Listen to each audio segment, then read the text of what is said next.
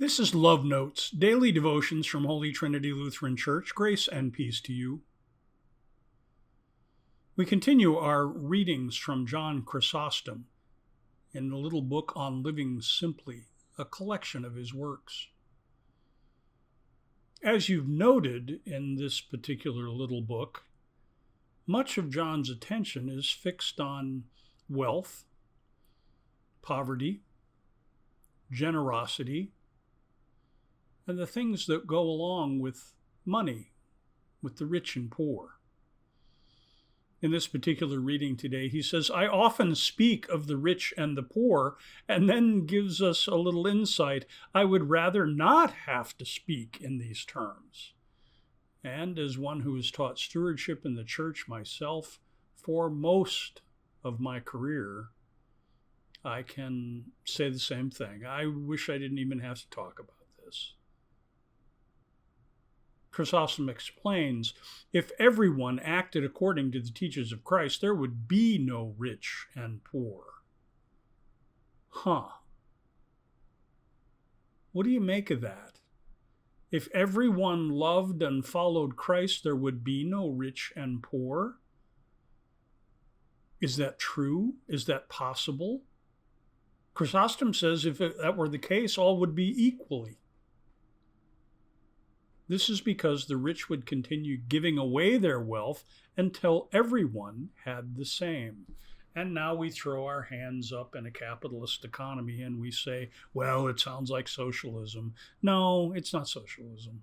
It's generosity and love.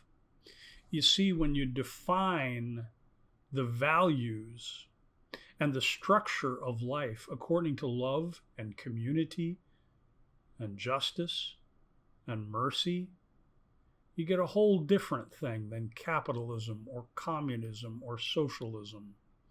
These isms don't stand the test of time because they are not of God.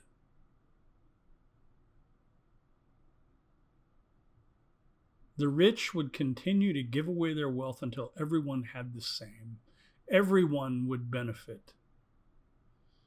You can now be a little bit enraged that some people would then not be working and earning their keep. But that again is not of God. He says, since only a minority have truly embraced the teachings of Christ, this is not going to happen. Chrysostom is a realist. He understands that the chances of all of the rich giving away everything that they have so everybody can share in it equally is just not going to happen.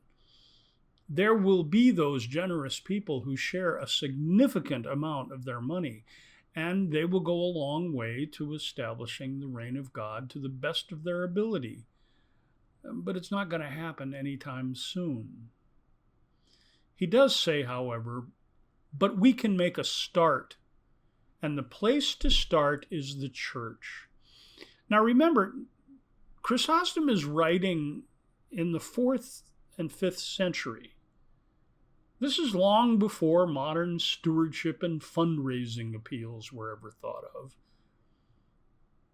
But Chrysostom says, here's how you start. You give to the church. Let the rich give liberally to their church congregations. Then let each congregation use this bounty to support widows and orphans, the sick and the crippled. And let those whom God has called to perpetual virginity be the primary means through which this bounty is channeled. He means the priesthood, the celibate priesthood.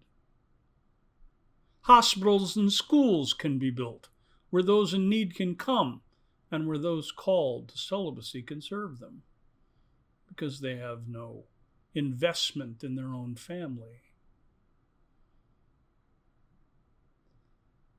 He says that the primary need for congregations is to worry about how we love this world and establish justice and healing and the things of Jesus Christ in it. Sometimes it is the case that congregations receive such a small amount that it's hard to pay the pastor and keep the lights on, to keep the building paid for. And so it's difficult to go much beyond this.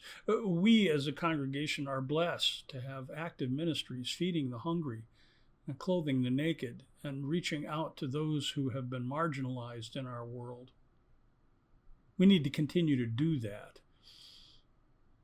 He makes a second point about why this is important. He says the rich would take no pride in their gifts because those receiving the gifts would not know their names. In a congregation, it all goes into one pool and nobody knows really who gave it. And so it is not a cause for pride.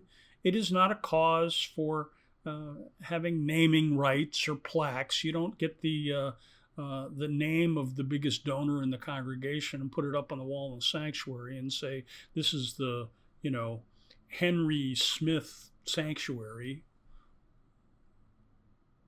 No, we all hold things together, the smallest of gifts and the largest of gifts, and all of us together, namelessly, anonymously, do the work of the kingdom. That means also that those who receive direct their gratitude toward the church and so to God, not to the individuals who give. When we give to the church, we don't give so that we get credit. Some of us, maybe all of us, down deep inside want to have a little bit of that. But God has put in place structures and reasons and spiritual callings so that we don't get the credit, so that God does.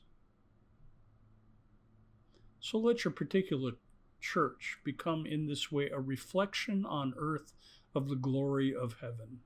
I love that.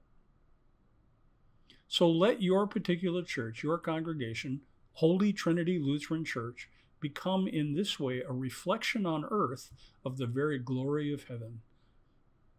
Your will be done on earth as it is in heaven.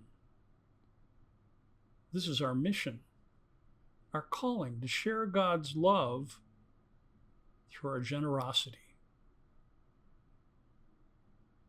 Amen.